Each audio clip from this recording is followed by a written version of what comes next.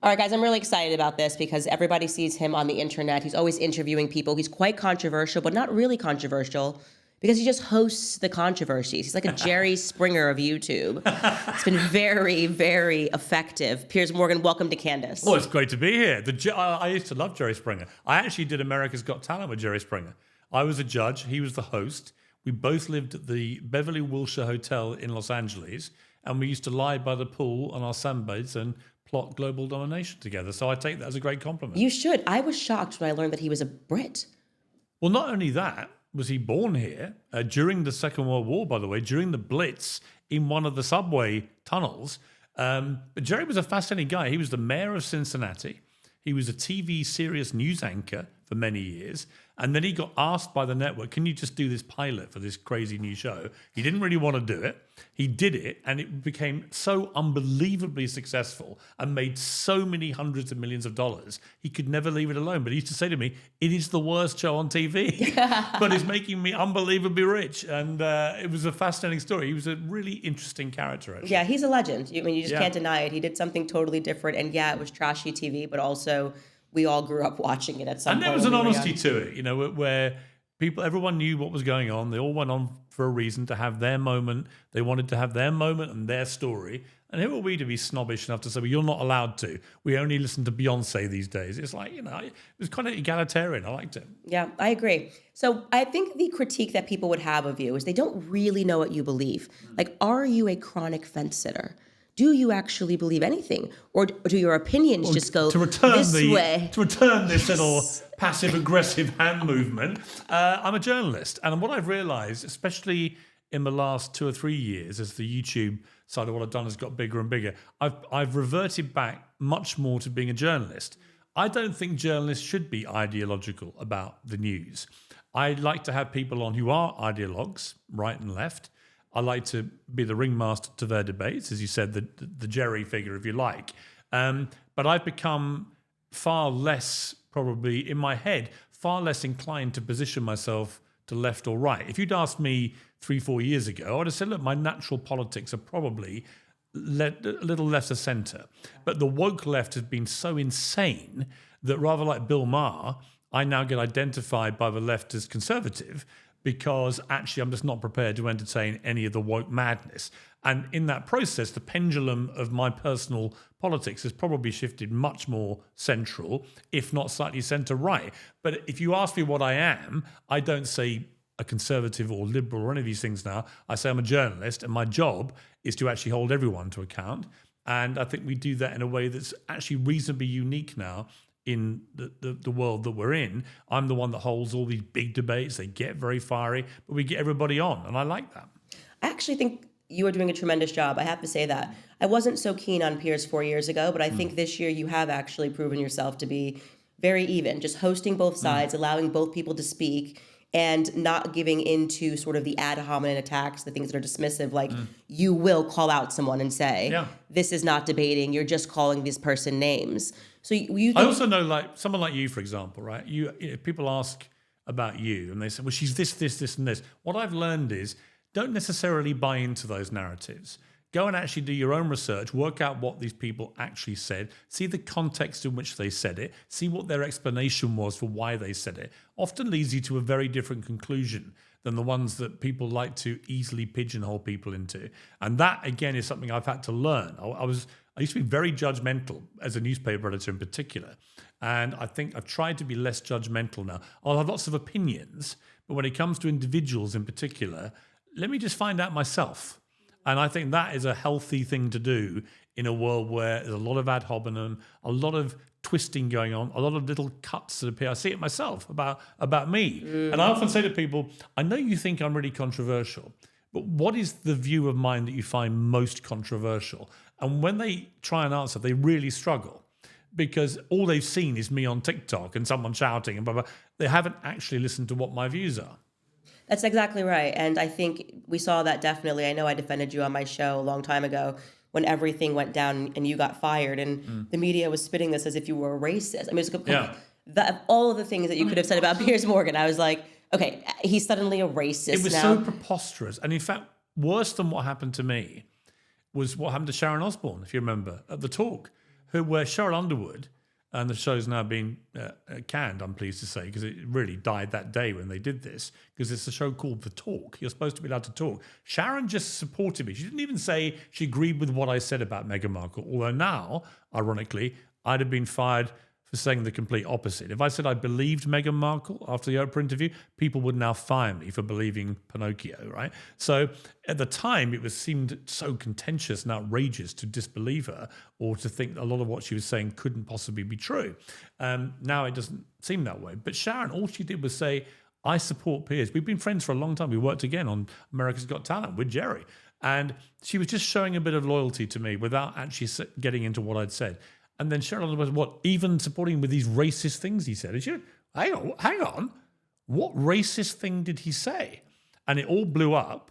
She got blindsided. And she got fired from a talk, a job she loved, for having the audacity to support me, even though everyone knew I hadn't said a racist thing. Not one word. Cheryl Underwood couldn't actually say what it was I was supposed to have said that was racist. It was utterly shameful of CBS to do what they did to Sharon that day. And the fallout from that whole Oprah interview, if you watch the whole sequence of events, really a shocking attack on freedom of speech is really what it came down to. You could say something right now. I'm entitled to say, I don't believe you. Right. And you're entitled to say, well, I'm right because boom, boom, boom, boom, boom. But the idea that your first reaction is, if you don't believe me, you're racist because I'm not white. So, sorry, what? That's the criteria? I'm not allowed to disbelieve you because of your skin color? That's how preposterous it was. You know what? It's really interesting because obviously I kind of made my mark as a Black woman who was anti-BLM from the very beginning because I saw this. I saw this budding and people who sort of were taking this perspective that Black people became untouchable after the George Floyd.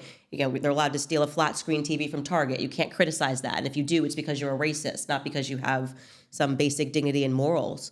But I'm seeing the same thing now. It kind of has changed, definitely post October 7th. And I've seen those same accusations where it's like, okay, well, if you're critiquing this foreign nation and Bibi Netanyahu, of course, none of us would want our Jewish friends to be harassed. But it's the exact same woke game of, if you criticize the Israeli government, you must be anti-Semitic. Yeah, you hate Jews. Right? And it works the other way too. I see it on both sides. But this is where we've got to.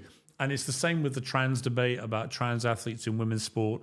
We may get to that, but I felt very strongly about that any attempt to challenge the accepted view that this is fair and rational to allow biological men to put their hands up, say they're women and compete in women's sport and hammer women into the ground, literally with their fists in boxing rings in the Olympics. The idea that if you do that, you are transphobic, that you have a hatred of trans people, I just find completely outrageous.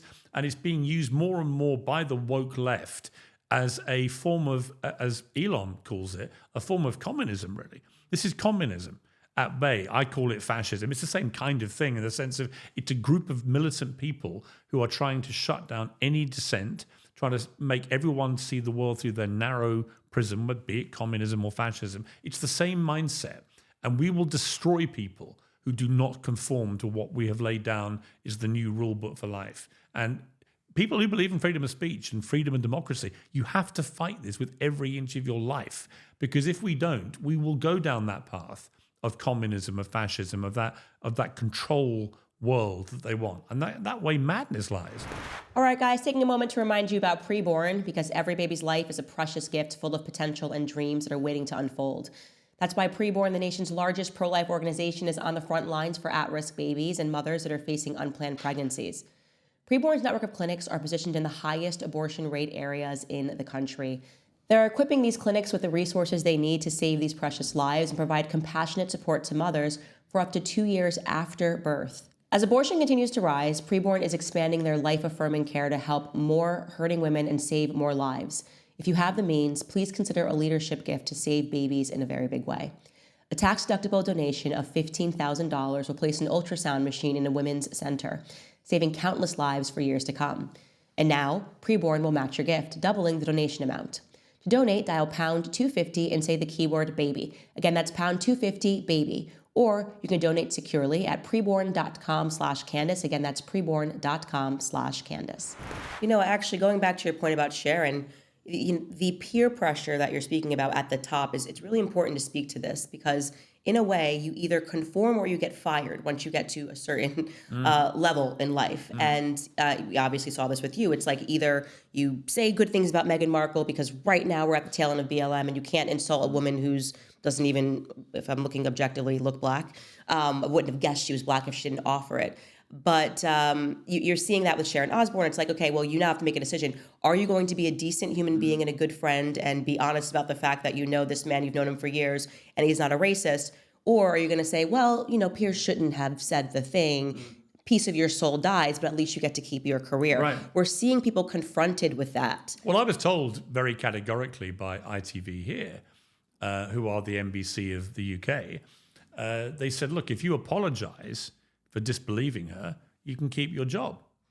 And I said, well, I'm not going to do that, which I think they probably knew.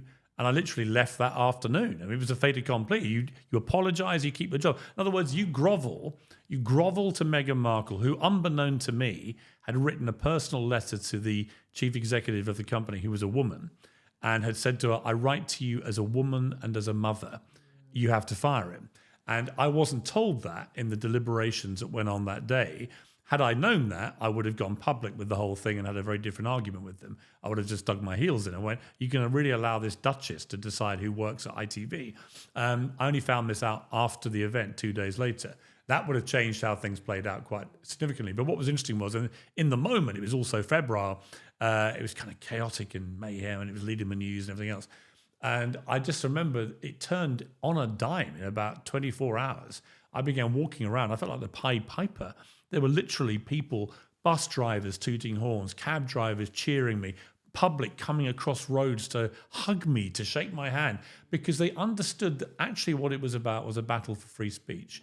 And they understood that if you want to be actually British, or American obviously, but if you want to be British, actually, you've got to fight for free speech. This is what Churchill fought the Nazis about: freedom and democracy and free speech. People lost their lives on battlefields so that we have the right to actually exercise our right to free speech. And this played really strongly with the public. I had a book out. It had just come out. I remember it was like number 2,000 on the Amazon chart, just the first few days. It went to number 1 in 3 days, and it stayed there for weeks and sold a huge amount of copies because the book was called Wake Up, and it was a clarion call to the liberal left to wake up and stop this woke madness before it was too late. And I'm almost going to do another book going, told you, right? Because you look at the scale of Trump's win in the US election, and one of the reasons was cost of living, obviously. One was illegal immigration. But a third big plank of this was the basic destruction of the woke mind virus. They brought in a vaccine called Trump and Elon Musk, who basically, I know you won't like the analogy to a vaccine, but they vaccinated the woke mind virus in spectacular fashion. And a lot of young men in particular went, I'm just done with this. I'm sorry, I'm just done with this crap. It's not based on fact. I'm not going to be bullied anymore into going along with this nonsense. And I'm going to exercise my right to freedom and freedom of speech and freedom of thought and expression. And I think that was a really important part of that election, actually. And I'm very glad to have seen it. I've just noticed some things, being someone that's married to an Englishman, that there are these slight differences across the pond, and it's hard for people to really understand what those differences are. But there is no battle for free speech in the UK, I would say. It's already lost. And I think that's why you're a very interesting character, because you're quite American, whatever I would say spiritually. I would say you're American in that you kind of take the fight to the front, you'll stand by your principles. And British society can be quite complacent, I would almost say. They prefer to be polite rather than to fight. And what we're seeing happening here now in terms of speech, what's happening with Keir Starmer, the censorship that's being called for, it's quite appalling, but I don't really understand in the fabric of England how it's possible to change that or go the other direction. We have a very strong establishment in this country, which is a bit of an anathema to Americans. Don't really understand it. It comes down from the royal family, from a sense of class that we have in this country, of privilege, of wealth, going back to the wealthy landowners who ruled the roost and the peasants were all doing all the hard graft. And it's not like that anymore, but certainly there's still this sense of the establishment. And if you dare to take on the establishment, then you can end up in very hot water very quickly. And people here are probably naturally slightly more polite than Americans about these things. slightly more reverential. We still doff our cap to the monarchy, which you will find completely absurd. But I always think if it hadn't been for Mad King George III, you would still have a monarchy, and you might even have King Piers. And wouldn't things be better for America if you did? But I think I think it's a fair criticism. Americans do tend to have that. That's why I think one of the great moments of the election for Trump was the fight when he got shot, was that instinctive, combative streak of fight. We are a nation of fighters here too, but we've been battered into submission, particularly on issues like free speech. I feel very uncomfortable when I see people, grandmothers being rounded up and put in prison for something they put on Facebook. Even if what they're putting is offensive and horrible and vile, actually, as Churchill himself said, the thing about free speech is it's not listening to stuff that you agree with. It's about the ability to hear things you really don't agree with vehemently, but accepting that someone's right to free speech. Now, I get there are lines about incitement to hatred and violence. Of course there are. But really, old people gobbing off on Facebook, they're going to prison. When you think about types of people who don't go to prison these days, I think a lot of people in Britain feel uncomfortable about this creeping censorship. And as someone who lost his job, big job here, over a really crude example of censorship, that's an example where, ironically, the UK regulator for television, which again, Americans wouldn't understand what that concept is, but we have a television regulator called Ofcom who regulate how people can behave on the airways. They in the end ended up finding in my favour and said that had I not been able to say what I said that day on Good Morning Britain about Meghan Markle, it would have been a chilling infringement of my free speech rights. But why is a media company having to be told that by the television regulator? Completely bizarre. So I do think that you have the First Amendment, which is an amazingly strong, powerful tool. And I think that we lack something like that here. And I think it's really, Elon Musk has done a lot of stuff on this on X. I don't agree with all of him about what he's saying, but I certainly think he's hit onto something, which is the natural instinct these days is to censor people. And that's a dangerous path to go down. Take me through your typical day. 'Cause I think people want to know who you are off the clock, because you obviously are very involved. You follow politics. You are definitely giving a platform to people to at least expand their mind, even if they don't agree. They're hearing different version of events. But who are you actually off the clock? Well, like I said, I've been a journalist all my life. So I see myself as I'm a news junkie. So when I was 7 or 8 years old, we used to get the Daily Mail newspaper, just a print paper then, obviously.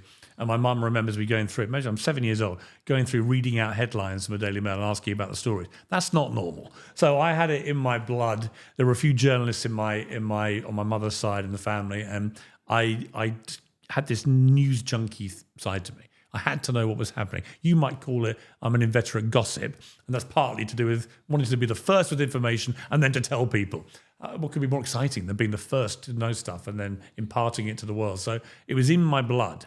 And even today, I get 5 newspapers through every day on my doormat. I love it. And I used to run 2 big newspapers in the UK, 2 big national papers for 10 years. And I love the sound of a thud of newspapers, which I know sounds very anachronistic for someone who's now a YouTuber. And I'm aware that newspapers basically going out of business. And my sons are 31, 27, 24. They don't read print newspapers, obviously. They just read everything on their phones or whatever it may be. So I'm part of a dying generation of people who still like newspapers. But I love the thud of 5 newspapers. I get the Times, the Telegraph, the Daily Mail, the Sun, and the Financial Times. And they hit like a thud. And it still gets my juices flowing. And it's often early, like at 5 in the morning. I get up early. I think sleeping is cheating. I get up early and I read the paper and I pore over them with my old editor's eye just for seeing what's going on. Then I'm onto my phone. I'm checking all the American sites, New York Post, New York Times, Daily News, whatever it may be, LA Times. I'm checking X, obviously, see what's going on there, checking what you're up to, what mayhem you're causing, and a few of the big people in my space, and just seeing who's doing what and what clips are flying around, what's trending. And so by 7 in the morning, I've had a really good snapshot, not just of what's happening here, which I only do out of habit, really, because all my material is now aimed to an American audience, primarily. But I live here most of the time. I've got a place in LA and I go to America for 3-4 months of a year, but I still consider this my home. But I love to know the news. So by 7 a.m., I know everything that's happened. And I know where I should be thinking about what I should be doing on my show. And by then, maybe at 10 o'clock, my showrunner, Alex, will call me and he'll talk me through what the plan is for the show. Some of the bookings I'll have been involved with, others will be new to me. We'll have a mixture of one-on-ones and debates. Today's a classic example. We've got you one-on-one. We've got Eric Weinstein one-on-one. We have a big debate about Israel, Gaza, and where we are with all that, and bringing in Iran and Ukraine. And then we're going to have a big debate about America, and probably actually factoring in on Trump and this $15 million payout he got from ABC, which is an extraordinary moment for legacy media when they're having to hand Donald Trump a $50 million check for calling him a rapist, which is what they've all been doing with impunity for years. I think these are kind of fascinating water cooler subjects. So that's the day pretty well planned out. But as you know, anything can happen. You know, I've been there quietly congratulating myself on a show well done, come back home, maybe open a bottle of fine French Bordeaux, have a little glug, and then I hear Trump just got shot. And then you know, and I know, okay, well, that's the next 3 weeks gone then, right, and everything changes. So I love that again. I love the dynamism of the news where things can change in a heartbeat, literally. And through the day, I'll then keep reading stuff, talking to people, might speak to a few people who've got a particular expert view about any of these issues to get a sense of what they think. You're always trying to cut through all the partisan noise and the people on the extremities of debate. The thing about X is, I think under Elon, it might be a bit better now, but it used to be that 10% of the people on X made 80% of the noise. And you think about that, and they're normally skewing to the extremities. There's a lot of extreme noise going on, and you need to cut through that and get to an underbelly of more interesting and rational debate where people know what they're talking about. You might not agree with them, but I always want to get a sense. Like when you and I debate, I often think, well, I don't agree with you, but actually it's a really interesting debate, right? You've put the yards in to formulate your opinion. You're not just thinking of the first thing you've seen on TikTok. And I think they're the type of guests I like. If I like it more if I don't agree with them, because it's more interesting. You're on a little journey of exploration. And I also don't like to be now, and this is not how I used to be very intransigent. I mean, come to some of my more intransigent moments, which I don't look back on in glory, but I certainly feel like I want to learn from people. I often end a debate now by saying to people, do you know what? I've learned so much from that debate. And that was really interesting. And especially when you have two sets of people who know the facts, but are interpreting those facts differently. But they're not challenging the reality of what happened. They're just saying, in my opinion, this means X, Y, Z. And the other person goes, no, it means boom, boom, boom. Try to work out, actually, what does it mean? People often say to me, if you go back to the start of the Israel and Palestine conflict in, say, 48, and you can go back a lot further, but say you go back to 48, you could construct a very good argument for both sides over the next 75 years. You could, if you were just sitting back and just taking a set of facts and trying to present the argument for the defense of Israel or the Palestinians, you could do a powerful piece for both. And there was a Jewish journalist called Jonathan Friedland who actually said that, which I thought was interesting. And I sort of agree with that about almost all issues. And the challenge is to really get into the weeds of these debates, analyze the facts, hear the different opinions, and then hopefully, depending on the power of the argument, the viewers at home, A, they learn a lot, which is really a perfect show for me where they're learning things, but B, they can formulate their own opinions. And it maybe they go one, it maybe they go the other, it maybe they sit somewhere in the middle. That to me is a really good debate.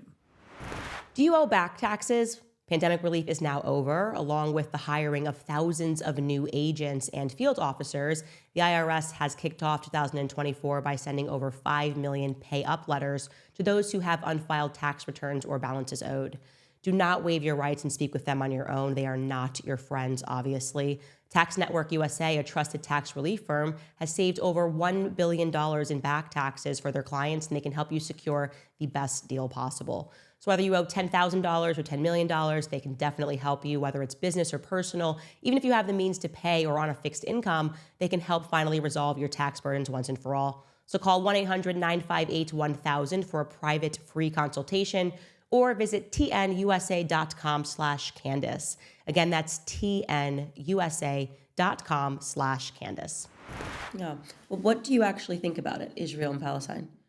I think removing your journalistic hat, which I know that you have been very even on a human level, I tell you what I think. I think that October the 7th was one of the worst things I've ever seen. I think the retribution, as I call it, by Israel has now gone way beyond what is acceptable. I take issue with people that want to frame it as genocide purely from a technical point of view, that actually the definition of genocide would mean that, if Israel had killed 1 million people, I could accept the argument this is a bona fide genocide. It's more complex for me as a journalist when I look at this and compare it to other genocides, and I compare it to other wars, that if you take the central argument of Israel, which is put aside everything that happened before, if you take the October the 7th and the scale of it, with 250 people being kidnapped, including babies and Holocaust survivors, with 3,000 people coming over the border, attacking indiscriminately people, killing 1,200 and wounding nearly 7,000 more. If you take the scale of what happened, Hamas knew what Israel was going to do by way of response. Hamas indisputably have buried themselves into civilian areas quite deliberately for self-protective reasons.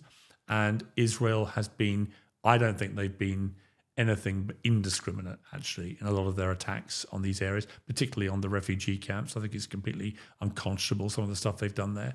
And I think that it's gone on way too long and it has to stop. And I think I always ask people throughout the debates, what is a proportionate response? I didn't have the answer. I didn't know what is the correct proportionate response to the scale of October the 7th. And that's before you factor in the background and the history and what people see as the occupation of the Palestinians and the appalling plight of 2 million Palestinians in Gaza for so long. It doesn't factor in that. It's just Hamas do this. What is the proportionate response that's acceptable? I think Israel's gone way beyond what is acceptable. However, I understand their argument that they are responding to, as they see it, a heinous terror attack, and they have vowed to get rid of the Hamas terrorists who did this, and that the only way to do that is to do it the way they're doing it. And I understand that that is their argument, and I understand that that to me is different to a country waging a wholesale genocide of a people. So I think it's complicated, and I don't have all the answers, but as we sit here now, this has to stop. The levelling of Gaza has gone completely out of control. I mean, a lot of Gaza is unoccupiable now. I think the aggressive expansion on the West Banks has been a form of terrorism, which is completely unacceptable. I think some of the language of some of the cabinet members has bordered on genocidal.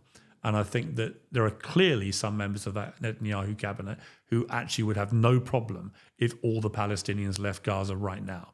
And so I'm not saying that there's not a potential for a form of genocide to be here. We might look back at this in 2 years and you might say to me, well, we told you this is genocide, what they've done. They've got rid of all the Palestinians. That could happen. And I pray that doesn't happen. And I pray that, as I've always felt, the only way through this ultimately is fresh leadership on all sides, as we saw in Northern Ireland after many decades of horrific war between the IRA and the Loyalists, that ultimately they got to peace because leaders like Clinton and Blair and all these guys came together and they were just determined to get it. And they managed to get a peace now where people in Northern Ireland live in relative peace and safety, and they live amongst each other, people that used to be at war with each other. It would be amazing to think that could happen. But I think we're a long way off that there now. So that's my honest human. I think that was honest. View of it. I have a good radar for honesty. I think you're being very honest, and I think it takes a lot, tremendous for you to even say it, because it's so strange to me that we've gotten to a point where people are too fearful to say that what's happening has gone too far because they're scared of losing their jobs. Yeah. And this really shows, and I call it Likud Party media in America. They have this sort of stranglehold on the media, and they sort of just will libel you and smear you and pretend that you're like a Nazi sympathizer, which gets really crazy. But what we are recognizing now, and you can sense their frustration, is that media game has changed.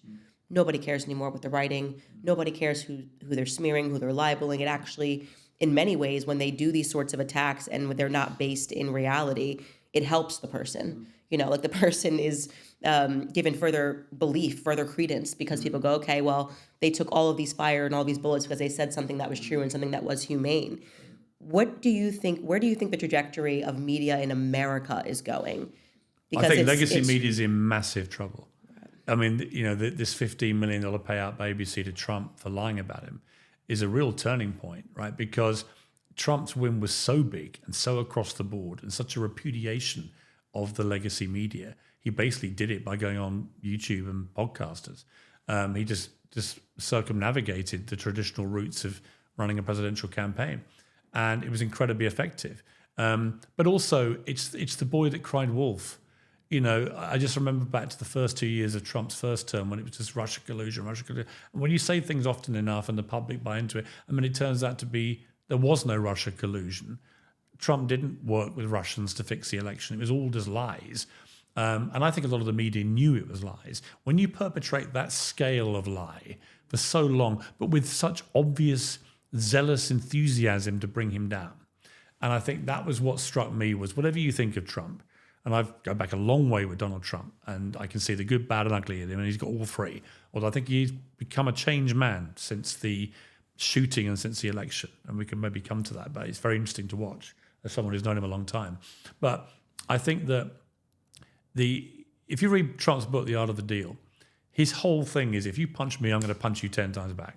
So for the first 2-3 years of his presidency, everyone just punched him from legacy media, morning, noon, and night, because he got 10 punches back. It was all great copy for newspapers. It was great. It was great juice for the cable news. It was all great sport. But how did it serve the American people? It didn't. And in the end, Trump says he won 2020. I don't think he did. I think that Biden won by default because of the pandemic and the fallout from that. And it was very close anyway, and it could have gone either way. But ultimately, I think Trump lost it. But the scale of his win this time shows that people had a lot of buyer's remorse about Biden, a lot of probably seller's remorse about Trump, that actually, despite all his rhetorical issues, and let's put that politely, that despite that, he, as a blunt instrument who gets stuff done, he can be very effective. And I've often had arguments with people about the way he conducts foreign policy with America, the way he goes and talks to Putin and Kim Jong-un and Xi. I like this. I think it disarms them. They're not quite sure what to make of Trump. I suspect they're far more fearful of Trump as a consequence of their personal relationships and his known unpredictability than they are about the far more conventional, well, you're all bad guys, we're going to treat you like bad guys, and that's it. So I think that Trump has them oddly wrapped around his rather cunning finger. And I think it could be quite effective in the way he conducts his foreign policy. But I also think that when it comes to things like his natural instinct for the wall, immigration, cost of living, all the basic stuff, the woke stuff, him saying, I'll just ban all trans athletes from women's sport. Great.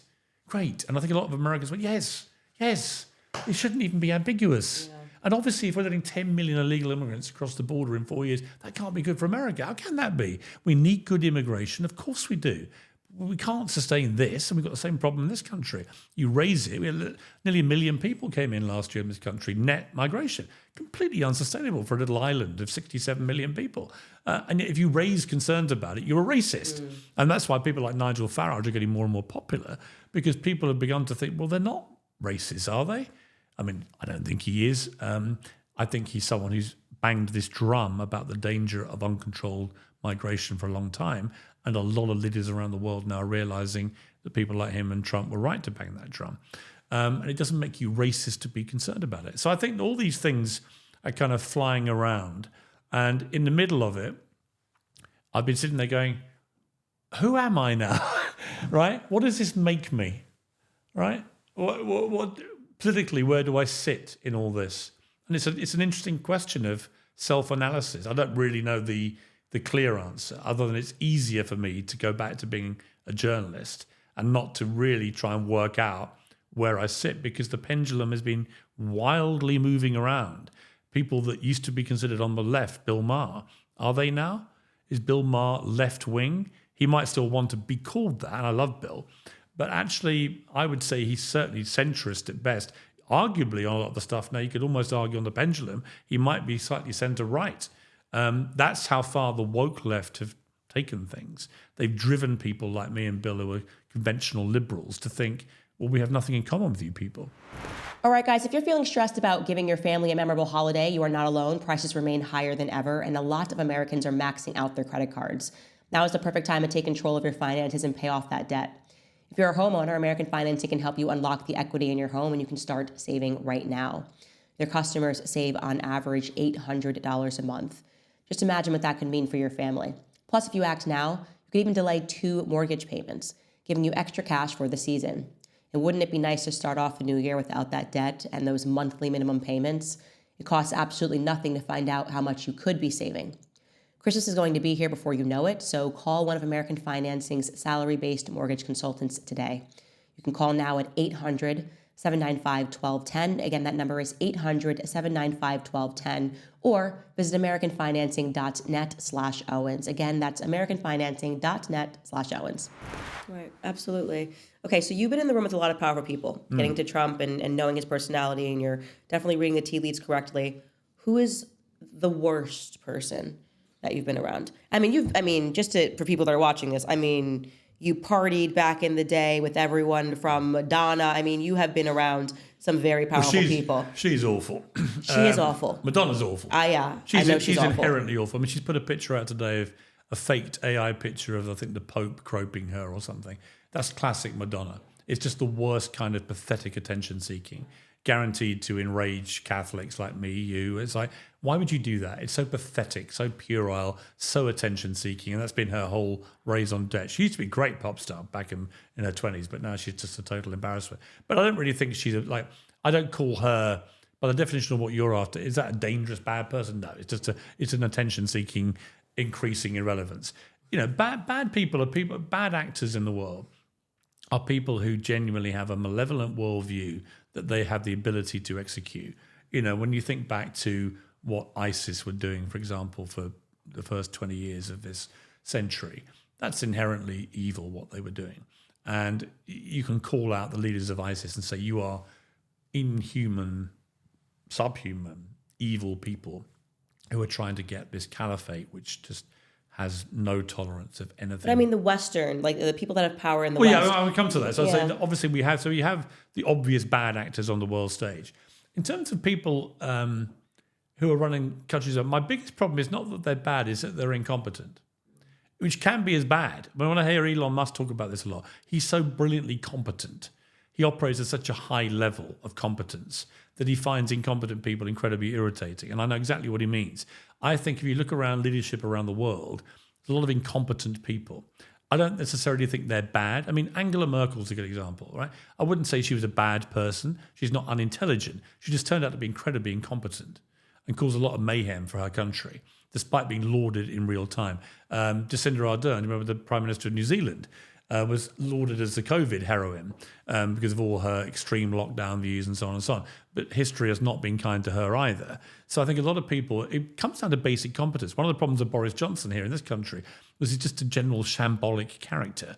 The level of competence seemed very low. Trump, first time around, seemed chaotic and therefore stroked potentially a problem for competence. This time he's surrounding himself with incredibly high-performing, competent people like Elon.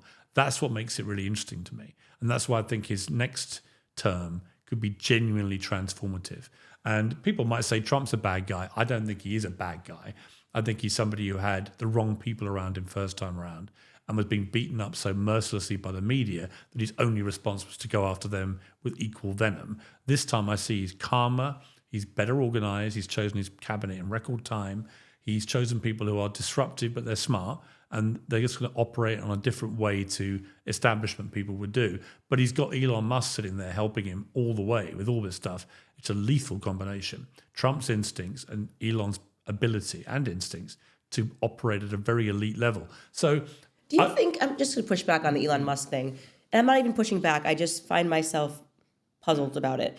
I wonder if we're attributing too much superheroism to Elon Musk because he did this amazing thing, having freed the bird. I think he actually might be a superhero. Because I think Vivek Ramaswamy is a superhero. Well, I like him too. Yeah, but I think, Elon Musk, But look at his achievements. What do I know about Elon Musk really? Let me help you answer that question. What you know is that almost every business he starts, everyone condemns it to immediate failure. Everyone thinks it's destined to fail. It cannot be achieved. It's always done on a massive, grandiose scale with a massive, grandiose plan. And he's delivered. Look at SpaceX. SpaceX is probably the most coveted company in the world right now by every other successful business person. If you ask them, they all think SpaceX is the company in the world. And he built that, and people said it's never going to work. This is going to throw good money after bad. It's never going to work. Look at what SpaceX does around the world now. Look at the satellite systems, never mind anything else, are just on a different level to anything we've seen. He's even, I saw the other day, planning to help with the countryside issue in the UK. If you live in the countryside, you don't get a phone signal. He said, I'll sort that for you, right? He just thinks, I'll fix Britain and his phone signal. That's how he thinks. I sat with him in France this summer for a couple of hours, and he was talking about Neuralink and what that does, and SpaceX and what it does, and Tesla and what again, Tesla was rubbish to start with. Everyone said, this is never going to work. Now it's the most successful green energy car company in the world. And obviously, cars will go that way. He's just ahead of everybody, and he understands you can't do it all at once and all these other things. But again, an amazingly transformative, huge, big picture business that he's built. Then you look at X and what he's done there, where the most amazing stat the other day, it's gone from 67% Democrat, 32% Republican on X, to now it's pretty well 50-50. That's Elon Musk. He's redressed the balance. He's made it easier for conservatives not to be deplatformed and removed just because of their political allegiance. Again, so he's democratized, if you like, this very undemocratic but massively popular, powerful social media tool. So I look at all the things he's been doing, and I think, actually, what's the common thread here? All of it is a force for good. All of it ultimately is designed to save us from ourselves. It is colonizing Mars, humanoid robots, all these other things he's doing. But look at the space rocket when it landed in the cradle, right? Just the sheer mind-blowing scale of ambition that Musk has. And he believes we'll get to Mars in his lifetime and we'll start colonizing. And he thinks it's really important. So my point is, if you look at it, what is a superhero? A superhero is somebody who thinks on a massively big scale for the good of the people and often saves the people from themselves. By that criteria, and I'm not saying he's a perfect human being. He can be difficult and all the rest of it. Of course he can. And he wouldn't say he's perfect himself. But by a superhero criteria, right now in the world, who is having a bigger transformative superhero world right now than Elon Musk? Who? Give me a name. Who's doing more good for the world than him? Well, no, there's no question. That's why I want to separate. Because so what's the but for you? I totally agree that he is tremendously successful and is contributing things to the world that are amazing. You could never take that away from him. And what he did for Twitter, or X, whatever, freed the bird. I honestly think he saved like Western civilization. We were so close. Like it was really a dark period post-COVID. What I'm saying is to immediately translate that into, would you want this person to be in government? Well, Elon Musk's views, despite all of these amazing accomplishments in the past, actually he was left-leaning. Yeah. Right? So despite all of this brilliance, actually, he kind of was going along with the thing until by the way, the thing kind of ate one of his kids, and then he was like, wait, what's going on? Okay, but so was Trump to a degree. You know, so was Trump. No, Trump was always a businessman. No, he Trump, was always about his money. Okay, but he Trump was never a lefty wokey. Okay, but Trump did sign up for, say, the assault weapons ban. He agreed with that. Okay, but I'm saying, like, he wasn't. You know, you look at Joe Rogan. You look at all these people. There's a lot of people. RFK, Tulsi Gabbard. A lot of people that you might have said, well, they were sort of leaning Democrats, really. Who are now, but that's fine. What I'm just saying is that actually, I would like to flesh out what his ideas are more, because I say this, by the way, I'm saying this from like a religious perspective, because I actually am not keen on the humanist agenda. I'm not keen on Neuralink. I'm not keen on all of that stuff. Yeah. I even find if paraplegic conflicts. people can communicate, which is what it's about. I just think it's a step too far. Yeah, I'm not keen on that. Yeah. See, I like it. It's sort of the bigger equation when we start talking about IVF, and a big debate that's waging here, by the way. I think you guys just approved it, right? The death pods. I just have I understand. And I'd like to hear more about that. So it's not really a judgment against him. It's just more like, okay, now that you're in government, actually, I really would like to pierce and understand more about what you believe. And crucially, because he's not in government. Right. So he's slightly detached. Yes. What I do think is, if I would put money on anyone to slash unnecessary bureaucracy and spending in the federal government, it would be Elon Musk. Yeah. I wish he'd come here and do it here. Yeah, I'm very pleased about him and Vivek. I have one question. If we put Elon Musk in charge of the National Health Service here, what would happen? Be great. I can absolutely guarantee he'd turn it round. The guy is a genius. So I think he is a superhero. It doesn't come with no caveats, but I don't think I've ever seen anyone. Well, it's very interesting with Musk, is what I think. You very rarely see that level of elite brain power that mixes with a love of being a celebrity, which he clearly does, and limelight, with the super chilling self-confidence to back himself. That's what I love about him. He will bet the ranch on his own gut instincts. To a degree, Trump's a bit like that. And they'll just barrel through all the naysayers who go, you can't do that because it's never worked before. And they're like, yeah, sure we can. And they do it. I like people like that. They're not always going to be right. But it's a bit like the old Wayne Gretzky, the ice hockey player's great quote. You'll miss 100% of the shots you never take. These guys take shot after shot after shot. In Trump's case, literally took a shot for democracy, as he put it. And I think Musk is just an utterly fascinating character. And when I had a bit of time with him, just with a little group of three of us, for an hour, he was just really interesting guy, but you could see he was looking at you, and sometimes you think he's gone a bit vacant, and you're talking about whatever it is, and he's thinking about colonizing Mars. And literally, his brain has moved to colonizing Mars, and he's probably just thought of something. He said an interesting thing. He said, like, you have to remember everything. He said, if you replicate Earth, if you forget one vitamin, everyone dies up there. So you can't forget anything. Right? It's like really interesting. But, ultimately, he says you've got to have somewhere else to go. Otherwise, one day this won't exist. Then what do you do? It's over. So he's trying to save us from ourselves. I like that. All right, so most of the time when a company says free, they really mean see the fine print. There is no shortage of ads from the big wireless carriers offering the latest iPhone for free. But if you look deeper, you realize that to qualify, you have to trade in your phone, which is valued at thousands of dollars. You'll also need to be on the $100 a month unlimited plan and pay $35 activation fees. Yeah, that's a lot of money for a quote-unquote free phone, so do not fall for it. But PureTalk, my cell phone company, has a better option. You'll get a brand new iPhone 14, which has all the bells and whistles that you need. Plus, you'll get unlimited talk, text, 15 gigs of data, and a mobile hotspot, all for just $50 a month. That is half the price of the big guys. And you get a new iPhone that's powered by America's most dependable 5G network. So go to puretalk.com/Owens today. Switching is very easy. Plus, when you go to puretalk.com/Owens, you'll get an additional 50% off your first month. Again, that's puretalk.com/Owens. Pure Talk, America's wireless company.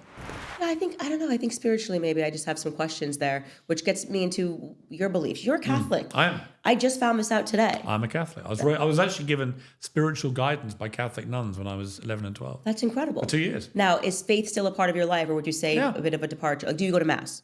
I go to Mass, but not a lot. I don't go to a weekly Mass, but I do go to Mass. And my mother's still a very staunch Catholic. Raised us all as Catholics. I believe in God. I believe in Catholicism, what it stands for. We all do in my family. We're a big Catholic family. And I take a lot of comfort from it, actually. And I have a lot of debates with people like Richard Dawkins and these guys. And I'm like, ultimately it comes down to this for me. The atheist can never explain to me what happened before nothing. And because the human brain cannot answer that question, because how can you? There has to be an acceptance. There is a higher being. There has to be. Otherwise, you'd be able to answer that question. And they look at me completely like enraged. But I'm like, no, you can't answer it, because you'd have to be a superior being to a human being to be able to comprehend that kind of question. So because we can't comprehend it, there has to be something bigger out there. Absolutely. And I just think just they love logic. And I'm like, well, okay, but religion actually carries with it a lot of other things other than just pure logic. But just on the logic alone, that's why I'm right and you're wrong, I think. He drives them nuts. I make the exact same argument. I'm like, God is like the most logical thing in the world, because you can't explain to me this. So obviously there has to be someone. Yeah, and then I think it comes down to other things, which is what do you want out of religion and out of God? I find it comforting to pray, right? I don't do it all the time. I don't pray every night. But there are times, difficult times in your life when you just want to say a prayer. And I've had prayers answered. And I've seen it happen. Might be complete coincidence. Of course it might be. But the power of having a faith that somebody out there has that ability to help you is pretty strong. And I think that people that have that really feel it. And if other people don't feel it and don't like it and don't want it, okay. But why do you obsess, as they all seem to do, about what we believe? Have your own non-belief and believe in that. You're fine. But shut up about it. Why does it bother you?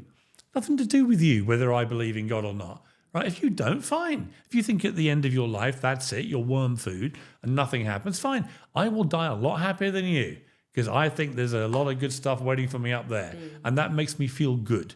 You must, as you get nearer and nearer death, feel absolutely bloody terrible, because you're thinking, that's it, forever. And you can't even say what forever is, because you haven't got any faith.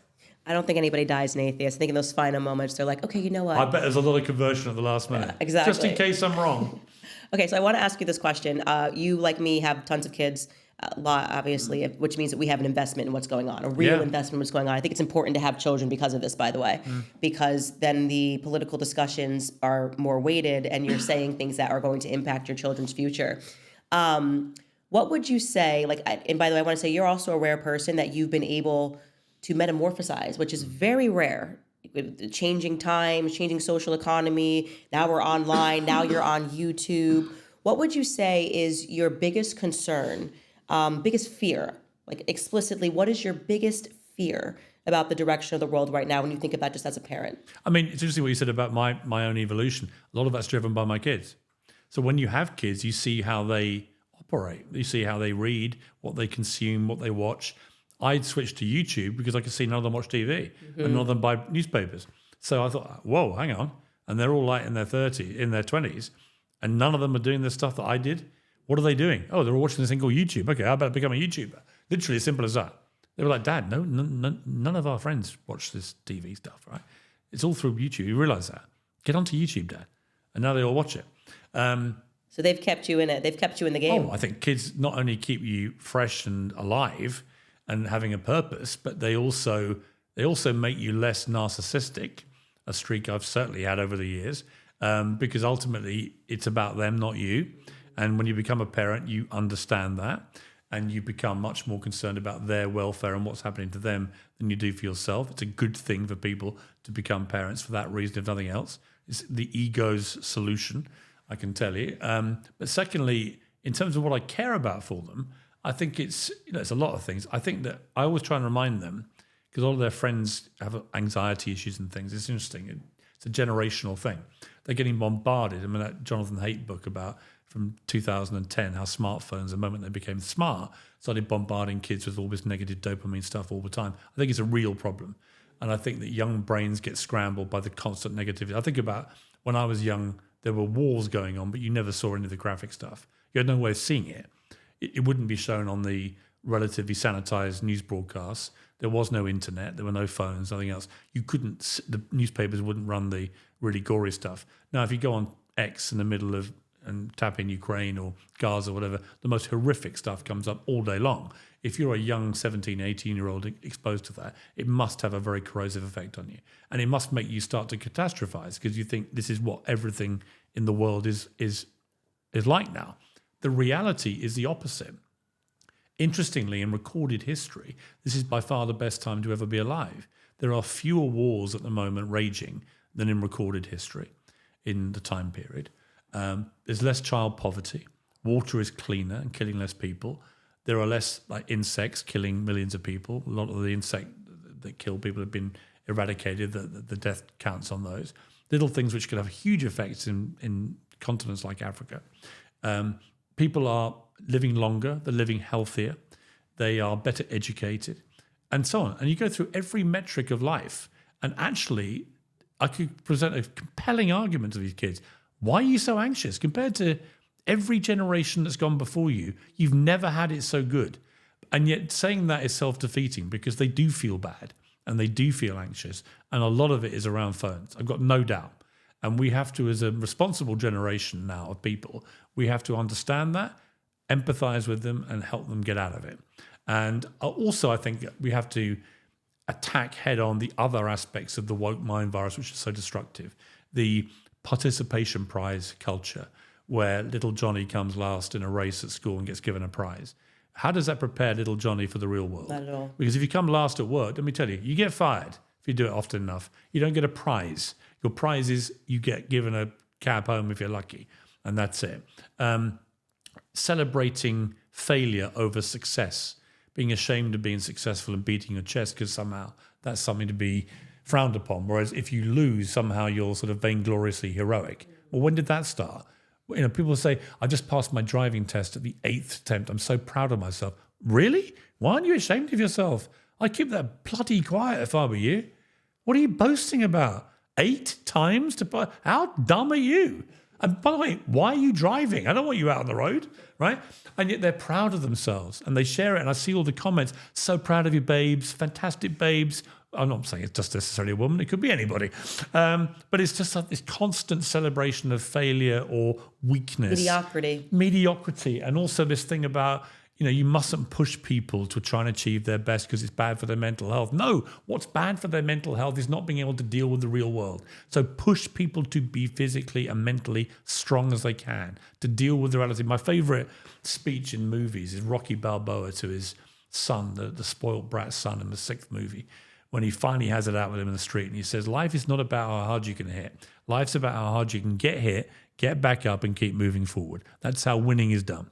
We've lost that as a society. Now it's like you throw yourself on the ground, almost punch yourself in the face, lie there wallowing in your own misery, and everyone fawns all over you and celebrates your weakness. How does that help any part of that equation? It doesn't. So we've become a society. It's changing. I think that the Trump win again is a big moment in the sand for this. To say no, actually, and particularly for young men, you can be proud of being a young man. You don't have to hate yourself just because every corporate woke marketing campaign told you that you're all hateful losers until you can prove you're not all a bunch of Harvey Weinsteins running around, right? Now men are being told it's okay to be a guy and you can be proud. And by the way, and if you are, here are the things that you should do to be a good man in life, but you can beat your chest a bit and you can celebrate achievement. You can want to win. You can celebrate winning and you can hate losing, actually. It's fine to hate losing. Nothing good about losing. Who wants to lose? Let alone celebrate it. So I do think there's all these things where I feel there's a correction going. I feel like the woke worm has turned quite rapidly since Trump's win. In a way, it became the catalyst because everything Kamala Harris stood for was all this crap. Everything Biden stood for was all this crap. And that ad he did, Kamala's for they, them, Trump's for you. Devastating. Devastating. Because in one simple ad, it told the story. What does they, them mean? There's only one person sitting there. How can one person be they, them? Sam Smith can't remember if he's Sam, him, her, or they, them. Must be incredibly confusing when he gets up in the morning. But why do we have to pander to this bullshit? Right? So, look, I thought I was liberal, right? But all this stuff just sounds completely insane to me. I think we're all just rational. Because I find myself too, I'm like, I don't know if I'm conservative because then I see conservatives doing the woke stuff on anti-Semitism. And I'm like, you know what? And then I find people on the left are now following me. And I go, I think what's happening is actually like nature is correcting. And rather than us seeing ourselves as you're on the left, you're on the right, it's like, are you sane? Are you like a sane person in the middle? Yes. I say, look, take you, right? You have, like me, you have a divisive reputation. But I say, you ever actually watch Candace, right? I mean, I would say to people when I tweet this, just watch this. Do you get the feeling you're in front of a screaming lunatic, right? Or not? And of course, that you're not, right? So I'm not saying you're perfect, and you wouldn't say I am. But I don't see the characterization of you that I read about. Yeah. You have your moments, I have mine. I had a hilarious conversation with Trump the other day when he said, Piers, you're a good guy. He said, you have your bad moments. And I went, well, don't we all, Mr. President? And we were laughing. And he accepted. He said, true. But it's everybody obviously has that. But we live in a weird place now where your bad moments get massively amplified. And all the other stuff, which would counter that in a normal conversation, where you're down the pub with someone and you say something stupid, but then you say a lot of good stuff, and then, actually, it's a good bloke, right? You don't see any of that. All you see is the tribe seize on the moment and flam it out and say, this is that person, look how awful they are. And it gets amplified around the world before anyone can stop it. And before you know it, you're the most reviled human being on earth. You're like, how did that happen? Only for a minute. Cancel culture is officially over. I think it is. Yeah, it's been obviously, cancelled. it's been canceled, which is amazing. Which leads me to this last question for you, Piers. What is next for you? I think you're quite amazing. You found this really sweet spot. People look to you now. They respect you for hosting the debate. And that puts you're in a unique position right now. Yeah. So what's next? I feel excited about the potential for Uncensored, actually. I think I hit on a very good title for my show. I want to expand it. I've looked at other places in the digital space where they're getting bigger and bigger. Obviously, you're one of them. You've got to find your own thing. What is your own thing? My thing is I'm not an ideologue coming at it left or right and just pumping my view about stuff and people coming on and talking to me about that. My view is I am the ringmaster now to, I think, really important debates about all the most important stuff in the world. I also love doing the one-on-ones with everyone from whether it's Kanye to Trump to Zelensky. I don't mind who it is. I like sitting down with people doing the longer form one-on-ones too. And that combination, all playing to what I think at my core is what I am and what I'm now very proud to celebrate more, which is being a journalist. Being a journalist who challenges everybody, not worrying about being boxed into left or right or any kind of position, but actually just holding everybody to account and trying to get that most precious of things to come out, which is the truth. Not my truth or their truth or Meghan Markle's version of a truth, but the truth. And once you have the truth, everyone can have an opinion. When you muck around with the truth and you lie about facts which are incontrovertible, that act doesn't fly. So I see myself now as the great truth finder in the world on the YouTube and the internet, which is no bad thing. I love it. Well, you guys, there we have it. Piers Morgan, we got some opinions. Actually, solid. I actually totally loved everything that he said here. So that is the real Piers Morgan Uncensored. Thanks for joining us.